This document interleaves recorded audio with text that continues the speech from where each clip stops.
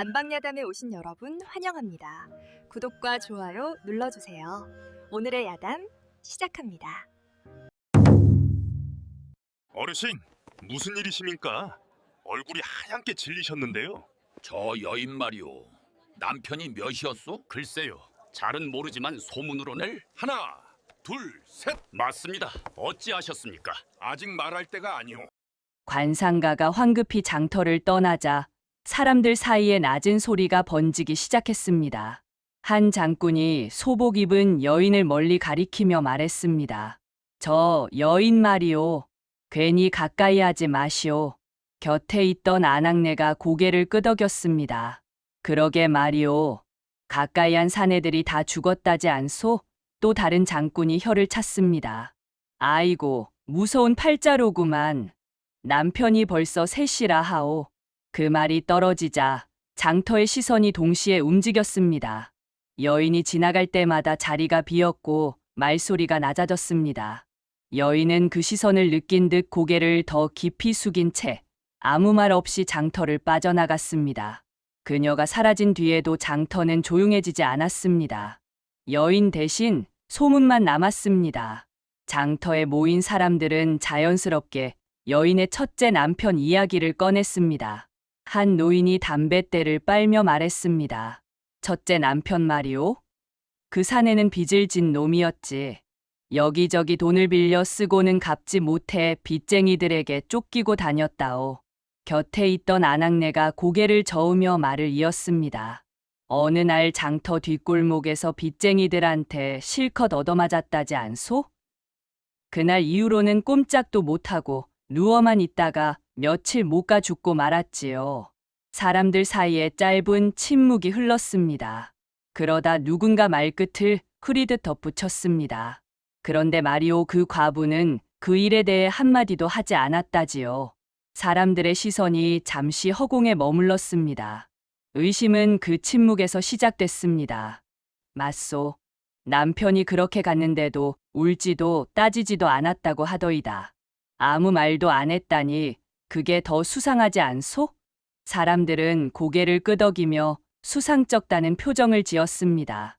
첫째 남편의 이야기가 끝나자 장터의 말은 거기서 멈추지 않았습니다. 한 아낙네가 손사래를 치며 말했습니다. 첫째만 그런 게 아니오. 둘째 남편도 그렇게 갔다지 않소. 옆에 있던 장군이 눈을 크게 뜨며 되물었습니다. 둘째도요? 어찌 된 일이오? 그때 노파 하나가 끼어들었습니다.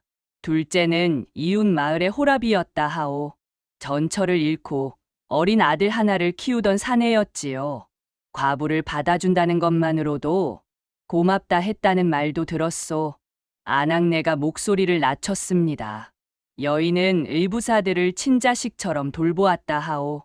집안일도 성실했고 남편도 그 여인을 아꼈다지요. 그럼 행복했단 말이오? 노파는 짧게 한숨을 쉬었습니다. 행복은 1년도 못 갔소. 그해 마을에 무서운 천연두가 돌았지요. 장군이 숨을 죽였습니다. 그래서요. 둘째 남편이 열병으로 쓰러졌다 하오. 마을 사람들은 모두 달아났는데 여인만 남편 곁을 지켰다지요. 한 아낙네가 고개를 끄덕였습니다. 가까이 오지 말라 해도 아침부터 밤까지 물수건으로 몸을 닦아주고 죽을 끓여 먹였다 하오. 보름을 간호했다지요. 노파가 말을 이었습니다. 하지만 끝내 남편은 숨을 거두었소. 이상하게도 여인과 아이는 병에 걸리지 않았다 하더이다. 장군이 의아한 표정을 지었습니다. 그럼 헌신적으로 간호한 것 아니오? 오히려 칭찬받을 일이지 않소. 아낙네는 고개를 저었습니다. 시댁은 다르게 말했다 하오. 저 여자가 병을 옮겼다고 말이지요. 병을 옮겼다고요? 그렇다 하오. 두 번째 남편까지 죽였다며. 여인을 다시 쫓아냈다지요. 의붓 아들도 빼앗고 말이오. 사람들은 서로 눈빛을 주고받았습니다. 천연두라면 병 때문이었을 텐데. 그래도 말끝은 흐려졌습니다. 아무도 단정하지는 않았지만 의심은 그날도 사라지지 않았습니다. 그때 장터 한쪽에서 한 노파가 끼어들었습니다. 셋째 남편도 있었다오. 사람들이 귀를 쫑긋 세웠습니다. 셋째요. 노파가 고개를 끄덕이며 말했습니다. 그렇다오. 혼인하고 채 석 달도 안 되어 죽고 말았지요. 석 달도 안 되어. 한 아낙네가 손으로 입을 막았습니다. 첫째는 빚쟁이에게 맞아 죽고 둘째는 천연두로 죽고 이제 셋째까지. 장군 하나가 고개를 저으며 말했습니다. 그 집안 사람들이 얼마나 통곡을 했겠소. 노파가 눈을 가늘게 뜨며 덧붙였습니다. 그런데 이상하게도 그 후로 여인에 대한 소문이 더 크게 퍼졌다오. 장터에는 무거운 침묵만이 흘렀지요. 노파가 말을 이었습니다. 셋째 남편은 어느 날 갑자기 쓰러졌다 하오. 아침까지만 해도 멀쩡했는데 점심때가 되니 얼굴이 새파랗게 질리더니 한 장군이 숨을 죽이며 물었습니다. 그래서요? 그날 저녁에 숨을 거두었지요. 사람들은 서로를 쳐다보았습니다. 한 아낙네가 떨리는 목소리로 말했습니다.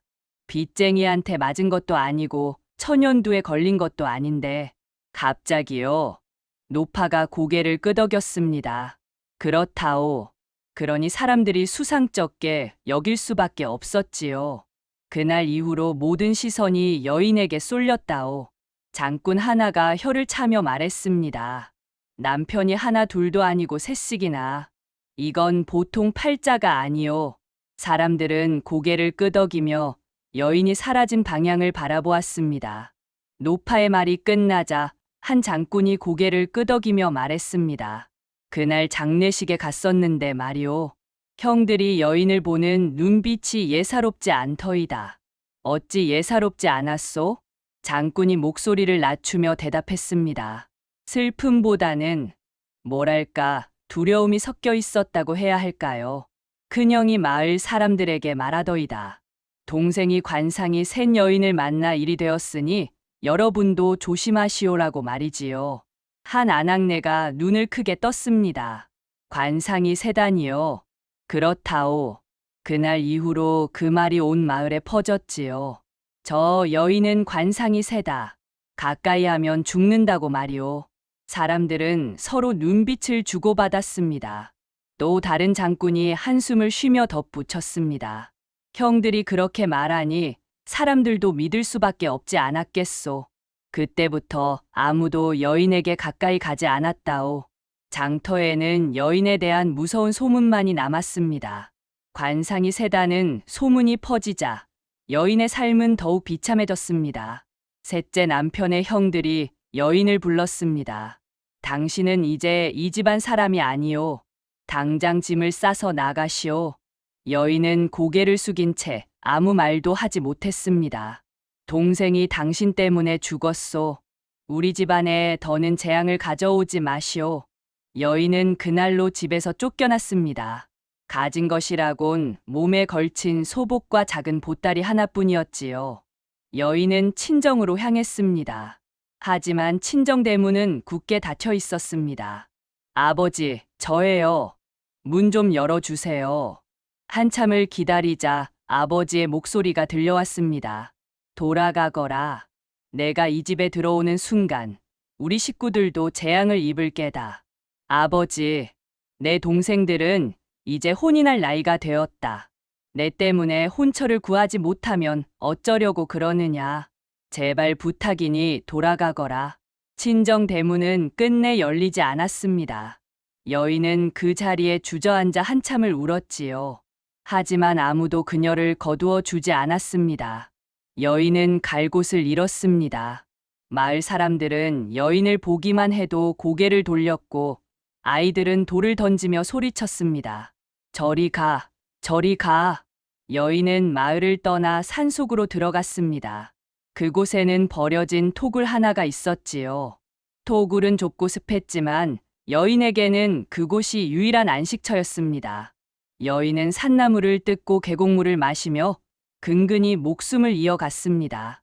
장터에 가던 일도 끊었습니다. 사람들의 손가락질과 수군거림을 더는 견딜 수 없었기 때문이지요. 마을 사람들은 여인이 어디로 갔는지 궁금해하지 않았습니다. 오히려 사라져 준 것을 다행으로 여겼지요. 이제야 마음이 놓이는구만. 그래, 저 여인만 보지 않으면 되는 거 아니겠소? 장터에서 여인의 모습은 완전히 사라졌습니다. 사람들은 이제 그녀를 잊어가고 있었지요. 하지만 여인에 대한 소문만은 여전히 장터 곳곳에 남아 있었습니다. 계절이 바뀌었습니다. 여인이 마을에서 사라진 지 어느덧 1년이 흘렀지요. 봄이 지나고 여름이 왔으며 가을이 지나 겨울이 다시 찾아왔습니다.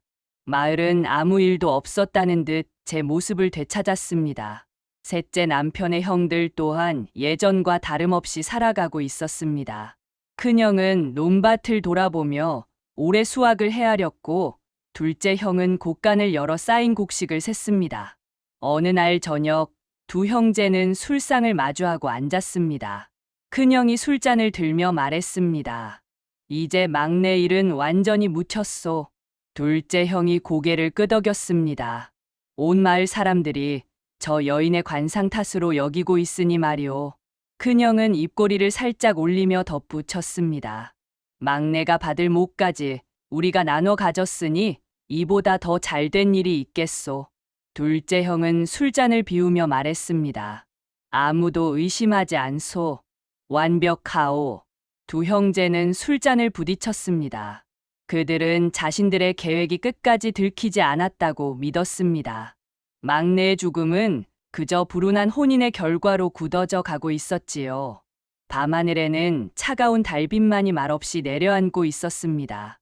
그해 봄, 장터에 또 다른 소문이 퍼졌습니다. 한 장군이 황급히 달려와 사람들에게 말했습니다. 큰일 났소. 저 과부의 셋째 남편 집안에 또 변고가 생겼다 하오. 사람들이 귀를 쫑긋 세웠습니다. 무슨 변고 말이오? 장군이 숨을 헐떡이며 대답했습니다. 큰형이 죽었다 하오. 어제 저녁 멀쩡하게 술을 마시고 잤는데 오늘 아침에 보니 차갑게 식어 있더랍니다. 뭐라고요? 큰형이? 한 아낙네가 고개를 갸웃거리며 말했습니다. 이상하구만. 큰형은 건장한 사람이었는데 갑자기 죽다니. 노파 하나가 끼어들었습니다. 막내가 죽었을 때와 똑같구만. 그때도 갑자기 쓰러져서 죽지 않았소? 사람들은 서로 눈빛을 주고받았습니다. 한 장군이 조심스럽게 말을 꺼냈습니다. 혹시 과부의 저주가 아닐까요? 여인은 산속으로 들어갔지만 그 원한은 여전히 남아있는 게 아닐까 하오. 또 다른 사람이 고개를 저으며 반박했습니다. 무슨 소리요? 여인은 이미 마을을 떠났는데 어찌 저주를 내릴 수 있단 말이오? 하지만 사람들의 얼굴에는 불안한 기색이 역력했습니다. 장터에는 다시금 무거운 침묵이 흘렀지요. 큰형의 장례가 끝났습니다. 집안에는 큰형의 아내만이 남아 있었지요. 아내는 눈물을 훔치며 남편의 방을 정리하고 있었습니다. 그때 문득 남편이 생전에 했던 말이 떠올랐습니다. 여보, 만약 내가 갑자기 죽거든 안방 벽장 속 낡은 함을 꼭 열어보시오. 열쇠는 내 허리띠 안쪽에 꿰매져 있소. 아내는 이상하다는 생각이 들었습니다. 남편은 왜 그런 말을 남겼을까요? 아내는 남편의 허리띠를 가져와 안쪽을 뜯었습니다. 작은 열쇠 하나가 나왔지요. 떨리는 손으로 안방 벽장을 열고 깊숙한 곳에 있던 낡은 함을 꺼냈습니다. 자물쇠를 열자 종이 한 장이 나왔습니다. 아내는 떨리는 손으로 글을 펼쳤습니다. 그리고 그 내용을 읽는 순간 온몸이 얼어붙었지요. 막내 동생은 우리가 죽였소. 둘째와 내가 함께 계획한 일이오. 일부러 과부와 혼인시키고 독을 먹여 죽였소.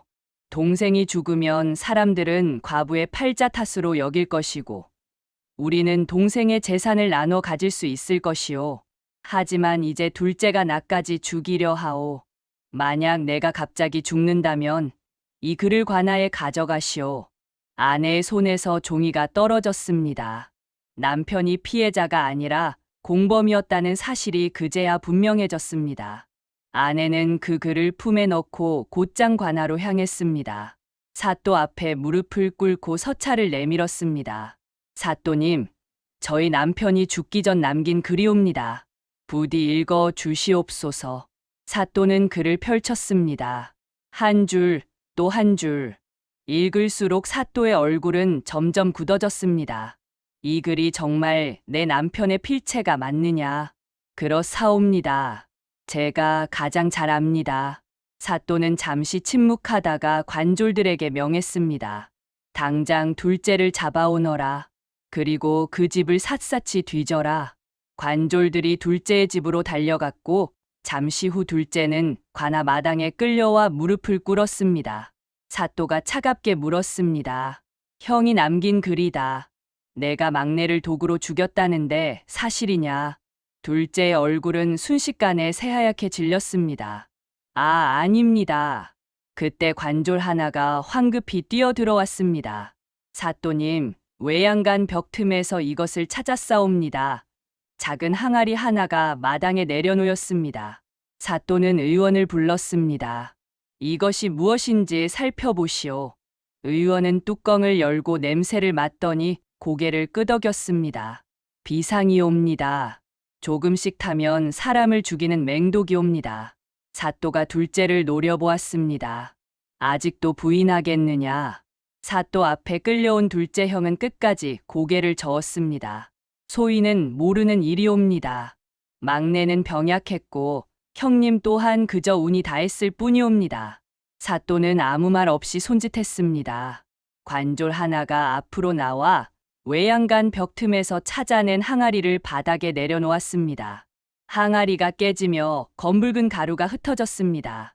아직도 부인하느냐? 사또의 목소리가 낮게 울렸습니다. 내 형이 남긴 서찰에 내 놈의 죄가 낱낱이 적혀 있다. 그 순간이었습니다. 둘째 형의 눈동자가 흔들리기 시작했습니다. 사또도 관졸도 아닌 다른 것이 보이기 시작한 듯 했지요. 검게 변한 얼굴의 큰형과 숨이 끊어진 채 서 있는 막내 동생이 천천히 다가와 손을 뻗고 있었습니다. 으악, 둘째 형이 비명을 질렀습니다. 오지 마라. 오지 마. 그는 바닥을 기며 외쳤습니다. 형님이 시킨 일이오. 나는 그저 독을 탔을 뿐이야. 재산을 나누자고 해서 그래서 말은 점점 흐트러졌고 눈은 허공을 향해 풀려갔습니다. 형님이 나를 데려가려 한다. 막내가 나를 잡아간다. 둘째 형은 끝내 정신을 놓고 말았습니다. 그날 재산을 탐해 형제를 죽인 자의 죄가 스스로의 입으로 모두 드러났고 그 집안에 씌워졌던 재앙의 이름도 비로소 밝혀졌습니다. 관아의 소식은 순식간에 장터로 퍼졌습니다. 한 장군이 숨을 헐떡이며 외쳤습니다. 큰일 났소. 막내 남편의 죽음이 형들의 짓이었다 하오. 사람들이 서로를 바라보았습니다. 형들이라고? 장군은 고개를 끄덕였습니다. 재산을 차지하려고 막내를 죽이고 그 죄를 여인의 팔자 탓으로 돌렸다는 거요. 처음부터 계획한 일이었소. 사람들은 서로를 쳐다보았습니다. 얼굴에는 충격이 가득했지요. 우리가 속은 게 아니었소? 장터에는 무거운 침묵이 흘렀습니다. 그때였습니다. 관상가가 다시 장터에 나타나자 사람들이 구름처럼 몰려들며 술렁였습니다. 저 사람은 그때 그 관상가 어른 아니십니까? 한 장군이 다가가 조심스레 물었습니다. 어르신, 예전에 이 장터에서 소복 입은 여인을 보셨던 분 맞지요? 관상가는 잠시 장터를 둘러보다 고개를 끄덕였습니다. 기억하오. 사람들이 숨을 죽였습니다. 한 아낙네가 급히 말했습니다. 어르신, 큰일이 있었소. 그 여인의 셋째 남편이 형들 손에 죽은 게 밝혀졌소. 처음부터 계획한 일이었다 하오. 과부와 혼인시켜 독을 먹이고 모든 죄를 여인의 팔자 탓으로 돌렸다지요. 노파가 이를 갈며 덧붙였습니다. 그러니 셋째는 여인의 관상 때문이 아니었던 게요. 관상가는 잠시 눈을 감았다가 입을 열었습니다. 셋째만 그런 것이 아니오. 첫째도 둘째도 그 누구도 여인의 관상 때문에 죽은 것이 아니었소. 누군가 조심스럽게 물었습니다. 어르신, 그때 손가락 셋을 펴신 게 이 모든 일을 예견하신 겁니까? 관상가는 껄껄 웃으며 고개를 저었습니다. 손가락 셋은 3번의 혼인을 뜻한 게 아니었소. 사람들이 숨을 죽였습니다. 그 여인은 삼재진복의 상이요. 3번의 큰 애군을 몸으로 겪어야 비로소 복이 트이는 팔자였지. 관상가가 천천히 말을 이었습니다. 첫째는 제 업보인 비주로 죽었고, 둘째는 역병으로 쓰러졌으며, 셋째는 형들의 탐욕에 죽은 것이요. 장터가 조용해졌습니다. 관상가는 사람들을 똑바로 바라보며 말했습니다. 앞선 남편들은 빚으로 죽어도 과부 탓이었고 병으로 죽어도 과부 탓이었지요. 사람들 얼굴이 굳어갔습니다. 그 여인이 그들의 아군을 대신 받아낸 것이 아니라 사람들이 자기 죄와 두려움을 덮기 위해 그 여인을 재앙이라 부른 것이요. 관상가는 잠시 말을 멈췄다가 마지막으로 이렇게 덧붙였습니다. 이제 그 독한 기운을 다 걸러냈으니 그 여인에게 남은 것은 오직 순수한 복뿐이라오. 관상가의 말이 끝나자 장터에는 기묘한 정적이 흘렀습니다. 사람들의 얼굴에는 죄책감보다 앞선 당혹감이 스쳐 지나갔습니다. 어제까지만 해도 여인을 재앙이라 부르던 이들이 이제는 그녀가 거대한 복덩이라는 말에 어쩔 줄 몰라 했습니다. 한 아낙네가 눈치를 보며 입을 뗐습니다. 거봐, 내 뭐라 그랬소? 저 사람 눈매가 보통이 아니라고 했잖소. 그러자 옆에 있던 장군이 맞장구를 쳤습니다. 나도 진작에 알았지. 형들이 나쁜 놈들이지. 여인이 무슨 죄가 있겠어? 사람들은 언제 그랬냐는 듯 자신들의 과거를 지우고 남 탓을 하며 면피하기 바빴습니다. 그들의 머릿속엔 미안함보다는 복 있는 사람을 박대했다가 나만 손해보는 것 아닐까 하는 기회주의적인 계산이 먼저 섰습니다. 며칠 뒤 마을 사람들이 산속토구를 찾았습니다. 그들은 진심 어린 사과 대신 쌀 한 바가지, 나물 한 줌을 내밀며 생색을 냈습니다. 이제 오해는 다 풀렸으니 내려와요. 우리가 다 이해해 주기로 했으니까. 여인은 그들의 말 속에 담긴 뻔뻔함을 읽었지만 여전히 고개를 숙인 채 침묵했습니다. 장터로 돌아온 여인을 향해 사람들은 과장된 인사를 건넸습니다. 아이고, 이제 보니 얼굴에 복이 가득하네. 여인은 그 간사한 친절에도 흔들리지 않았습니다. 사람들의 손가락질도 갑작스러운 환대도 그저 스쳐가는 바람일 뿐이라는 것을 그녀는 이미 뼈저린 고통 속에서 깨달았기 때문입니다. 장터 귀퉁이에는 비린내와 연기가 자욱한 낡은 국밥집 하나가 있었고 주인 할머니는 굽은 허리로 겨우솥을 저으며 홀로 그 집을 지켜오고 있었습니다. 어느 날 토굴에서 내려온 여인이 국밥집 앞에 서서 말했습니다. 할머니, 밥 한 끼와 잠자리만 주신다면 어떤 굳은 일도 마다하지 않겠습니다. 할머니는 여인의 마른 손을 투박한 손으로 덥석 잡으며 말했습니다. 들어오너라. 솥 안의 국물보다 내 속이 더 끓고 있구나. 그날부터 여인은 죽은 듯 일만 했습니다.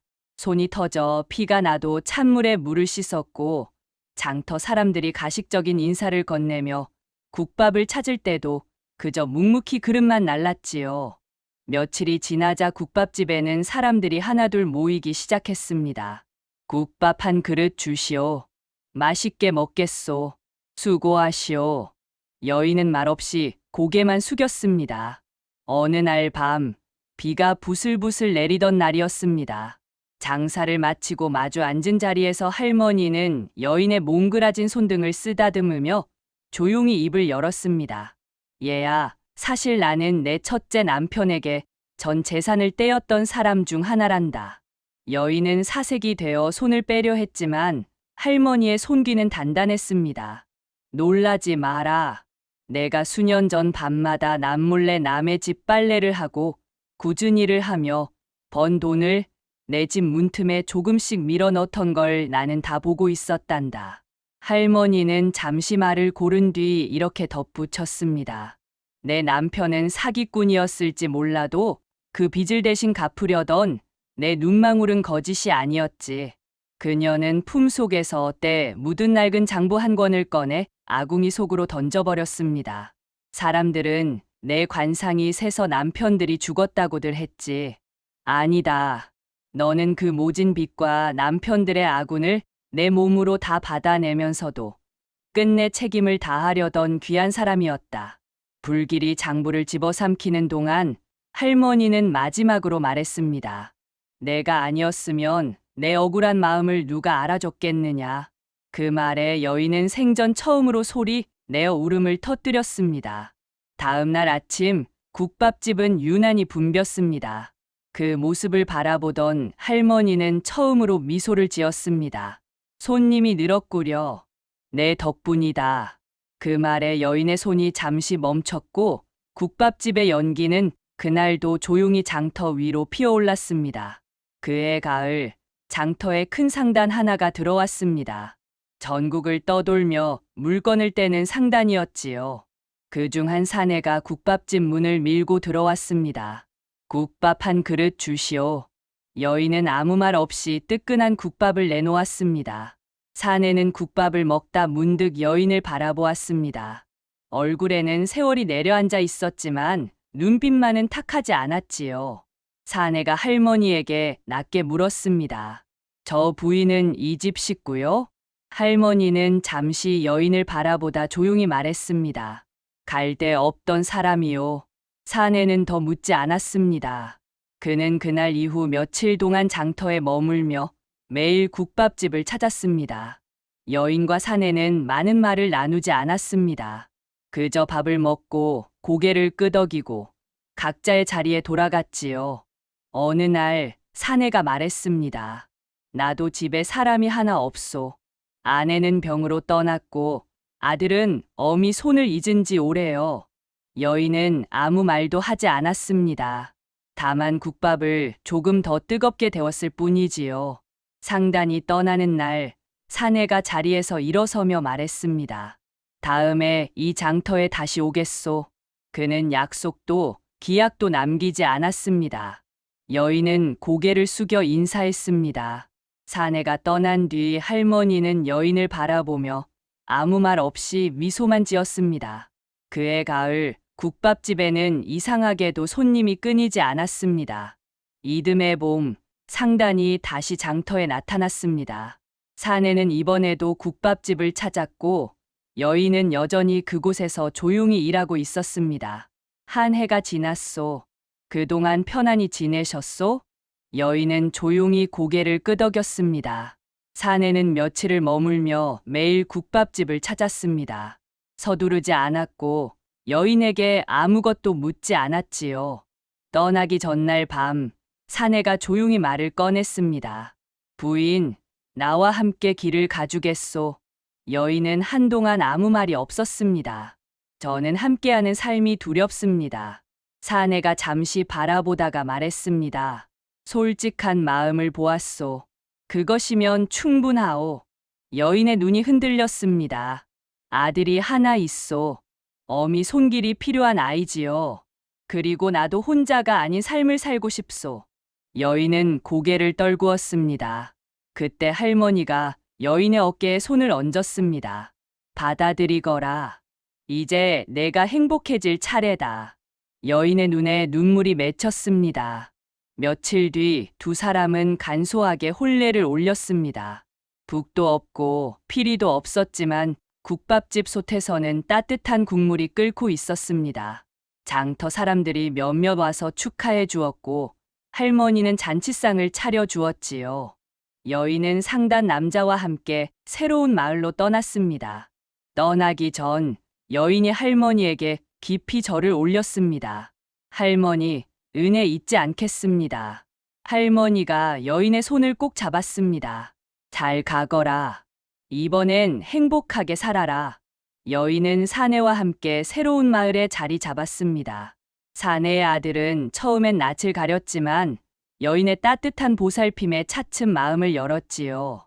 어머니 배고파요. 금방 밥을 지어 주마. 여인은 아들을 친자식처럼 돌보았습니다. 이듬해 봄, 여인은 딸을 낳았고 몇 해 뒤 또 한 명의 딸이 태어났습니다. 세월은 말없이 흘렀습니다. 아들은 어느새 훌쩍 자라 집안일을 거들게 되었고 딸들도 어미 곁에서 살림을 배워가고 있었습니다.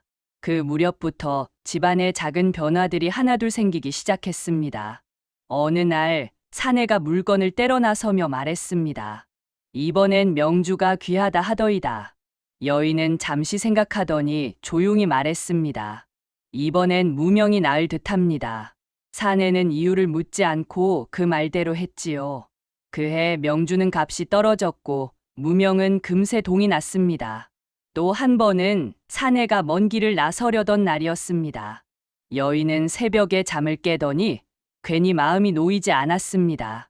오늘은 하루만 늦게 가세요. 사내는 말없이 짐을 풀었습니다. 이튿날 그들이 가려던 길에 도적대가 나타났다는 소식이 들려왔지요. 그날 이후였습니다. 사내가 물건을 떼러 나가면 팔리지 않던 물건도 술술 팔렸고 거래처는 먼저 찾아왔습니다. 여보, 이번에도 다 팔렸소. 그렇군요. 다행입니다. 사내는 작은 상단에서 시작했지만 머지않아 여러 고을을 오가는 장사가 되었습니다. 논밭이 늘었고 살림도 차츰 넉넉해졌지요. 마을 사람들은 수군거렸습니다. 저 집안 갈수록 기운이 좋다지. 부인 들어온 뒤로 달라졌다는 말이 있어. 여인은 그 말들을 굳이 듣지도 부인하지도 않았습니다. 저녁이면 가족이 한 상에 둘러앉아 밥을 먹었습니다. 다녀왔소. 수고하셨어요. 한때는 숨쉬는 것조차 버거운 삶이었지만 이제는 머무를 수 있는 하루가 조용히 쌓여가고 있었습니다. 가을볕이 따스한 어느 날 관상가가 여인의 집을 찾았습니다. 고운 비단옷을 입었으나 여전히 겸손한 여인을 보며 관상가는 나지막이 말했습니다. 부인, 이제야 제 주인을 찾아온 복이 활짝 피었구려. 사실 부인의 관상은 본래부터 왕비부럽지 않은 큰 복을 담은 그릇이었소. 하지만 그 기운이 너무나 강해 어린 나이에 혼인하면 그 복이 오히려 화호가 되어 주변을 삼키는 법이라오. 여인은 씁쓸한 미소를 지으며 답했습니다. 가난한 집에 입 하나라도 줄여보겠다고 15 어린 나이에 시집을 갔던 것이 결국 화근이었군요. 관상가가 고개를 끄덕였습니다. 그렇소. 조금만 늦게 혼인했더라면 겪지 않았을 풍파였지. 하지만 부인은 그 모진 세월을 남을 원망하는 대신 선함으로 버텨냈소.